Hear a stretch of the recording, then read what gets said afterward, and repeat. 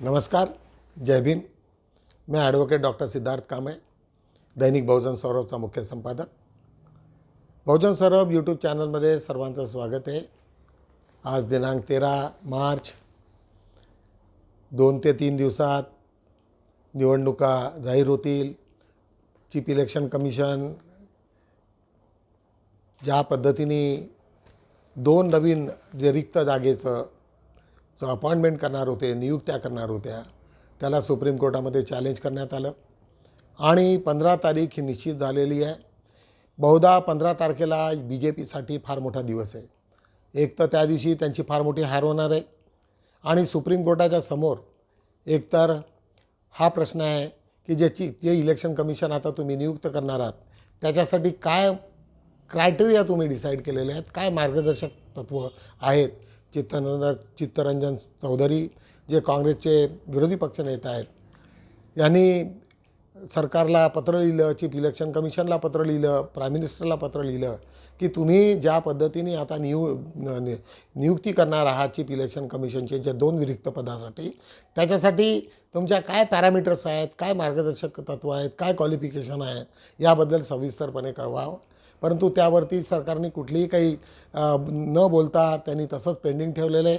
त्यानंतर हे सर्वच्या सर्व मॅटर पुन्हा सुप्रीम कोर्टामध्ये गेलेलं आहे आणि त्याच्यात 15 तारीख ही निश्चित चीफ जस्टिस ऑफ इंडियानी डिसाईड केलेली तारीख आहे। त्या दिवशी 2 मोठ्या घटना होणार आहेत। एक, चीफ इलेक्शन कमिशनच्या ऑफिसमध्ये जे लोक इलेक्ट्रॉल बॉन्डवरती ज्या लोकांनी घेतलेले त्यांचे सर्वांचे नावं येणार आहेत आणि चीफ इलेक्शन कमिशनच्या पद्धतीबद्दल आणि पूर्ण आढावा घेण्यासाठी सुप्रीम कोर्टाने सर्वांना हजर करायला ठेवलेला आहे।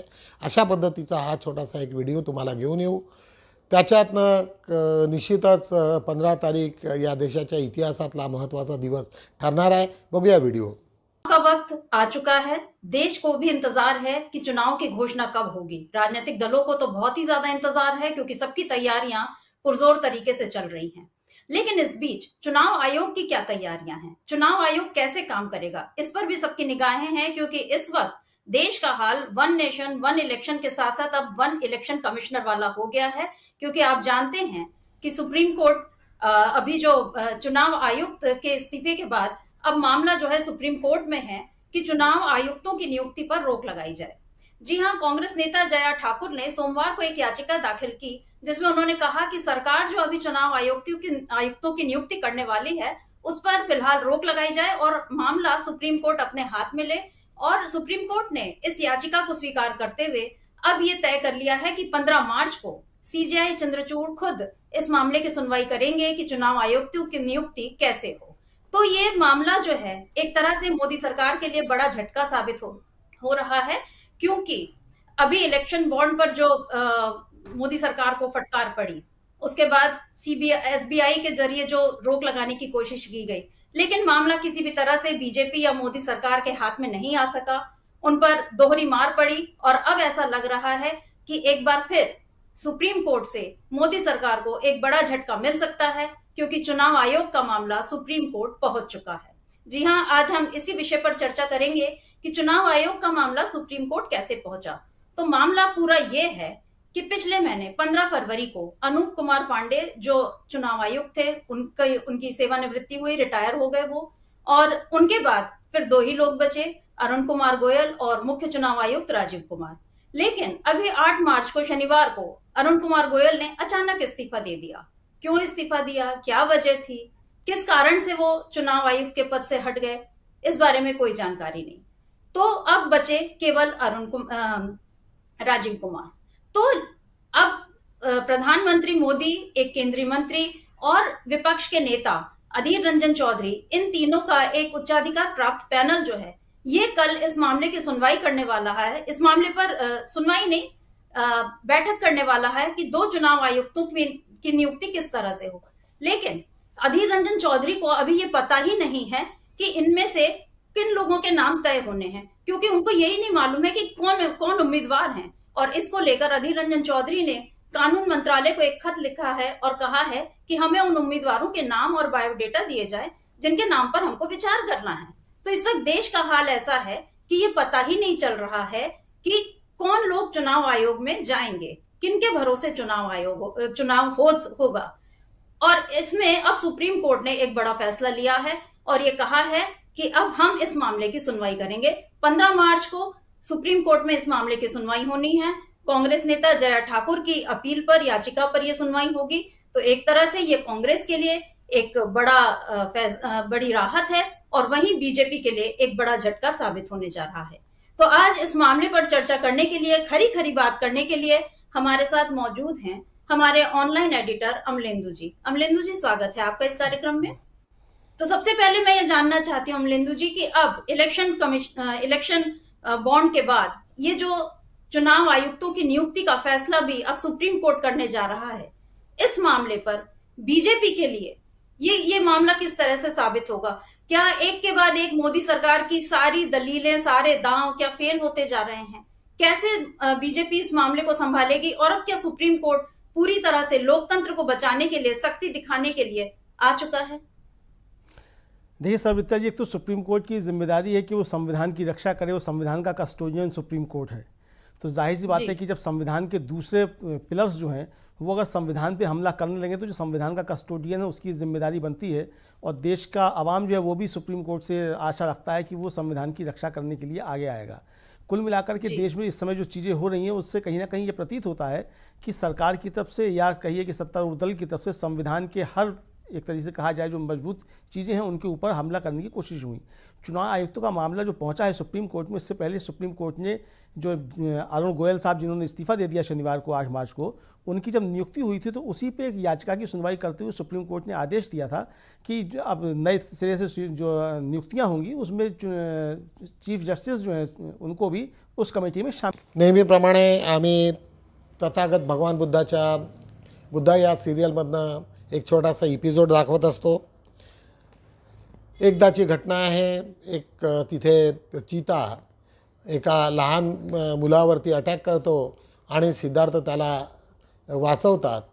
वाचवल्यानंतर देवदत्त त्या चिताच्या मागे लागतो आणि तो त्याचं पूर्ण धड शीर घेऊन येतात आणि जे घेऊन आल्याच्या नंतर सिद्धार्थाला अत्यंत दुःख होतं आहे। दुःखातनं ते त्या याला जमिनीत पुरतात आणि रडत रडत आपल्या गुरुकडे जात असतात आणि गुरुकडे जाऊन त्यांना सांगतात की मी फार अस्वस्थ झालेलो आहे आणि अस्वस्थ झाल्याच्या नंतर ते त्यांना जे उपदेश करतात तो अत्यंत महत्त्वाचा उपदेश आहे। त्याच्यातील एक छोटीशी क्लिप तुम्हाला आम्ही दाखवू, त्याच्यातनं तुम्हाला लक्षात येईल की सिद्धार्थ जे बुद्धत्व प्राप्त होण्याच्या लहानपणापासूनच त्यांच्यामध्ये ज्या ज्या उपलब्ध्या होत्या, जे गुण होते ते किती वेदना, छोट्या छोट्या गोष्टीचा त्यांना किती वेदना होत होत्या आणि ज्या पद्धतीने यशोदेच्या समोर ते रडतात, एखादा लहान मुलगा कसा रडतो अशा पद्धतीचा तो सुंदरसा व्हिडिओ तुम्हाला आम्ही पाहायला देतो आहोत। आता बघूया तो व्हिडिओ।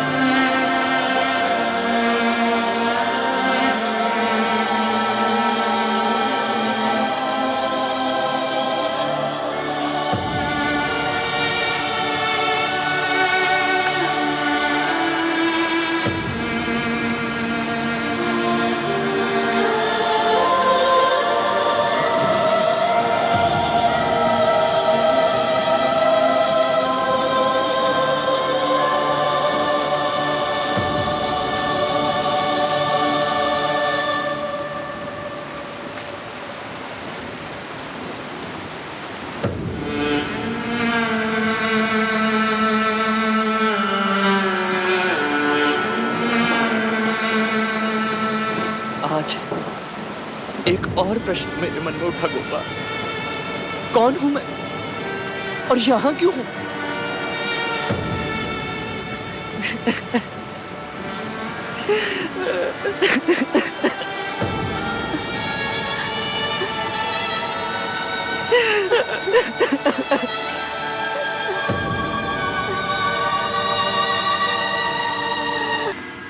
युवराज मिले? नहीं, सारा राजप्रसाद फिर से देख लिया। युवराज तो नहीं मिले, परंतु उनके कक्ष में क्या? आप स्वयं देख लें।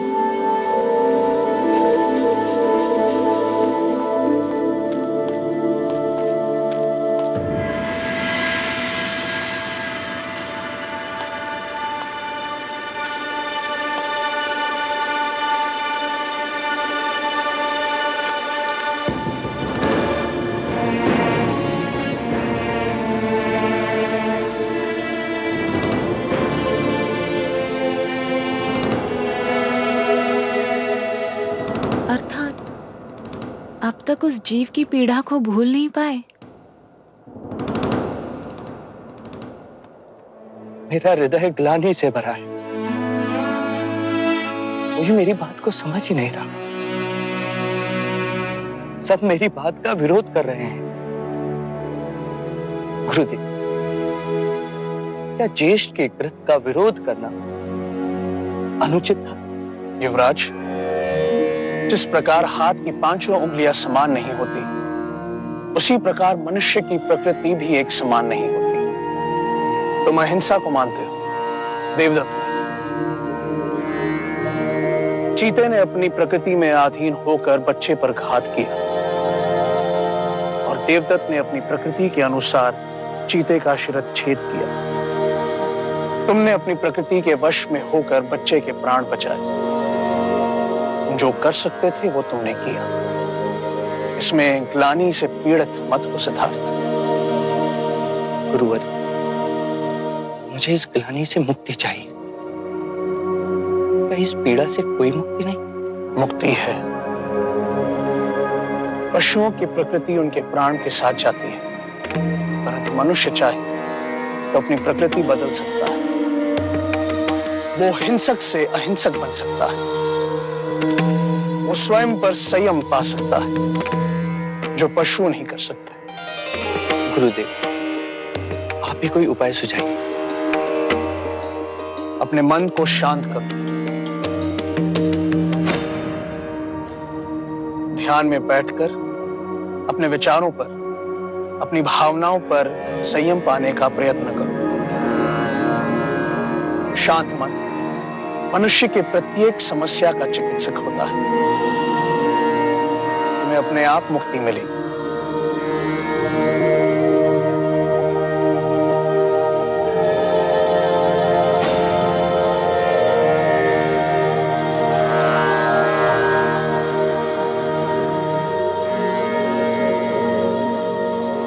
दैनिक बहुजन सौरभचा आजचा 13 तारखेचा आम्ही आढावा घेणार आहोत. यात प्रामुख्यानं बाकीच्या पेपरच्या कंपॅरिझनमध्ये तुम्हाला निश्चितच एक आमचा पेपर आणि बाकीच्या पेपरसोबत एक तुलना करता येईल आणि निश्चितच तुलना करावी, जेणेकरून तुम्हा लोकांना आदिवासी, दलित, ओबीसी ह्यांना असणाऱ्या बातम्या आम्ही कशा पद्धतीने हायलाईट करत असतो याची तुम्हाला कल्पना येईल. आज बहुजन सौरभची टॉपलाईन आहे, आदिवासी देशाचे खरे मालक. राहुल गांधी यांनी नंदुरबार इथल्या सभेत, जाहीर सभेमध्ये सांगितलं आणि त्यांनी अनेक दाखले दिले की या देशातले मूळ आदिवासी हे कसे इथले मालक आहेत, त्याच्याबद्दल त्यांनी खुलासा केला आहे. स्वदेशी लढाऊ विमान तेजस राजस्थानमध्ये कोसळले, एक जयपूरची बातमी आहे. मराठा आरक्षण कायद्याला तडजोडीची स्थगिती देण्यास उच्च न्यायालयाचा नकार, मुंबईची बातमी. तुम्हा सर्व लोकांना माहिती आहे की मराठा आरक्षणावरती ज्या पद्धतीने सुरुवात झालेली आहे, परंतु त्याला स्थगिती देण्यासाठी आज मुंबई उच्च न्यायालयाने नकार दिलेला आहे.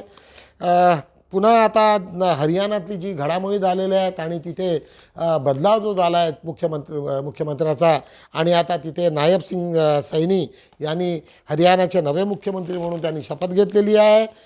ती एक बातमी आम्ही आज महत्त्वाची म्हणून टाकलेली आहे. तिथे हे सरकार आम्ही बनवलं आहे.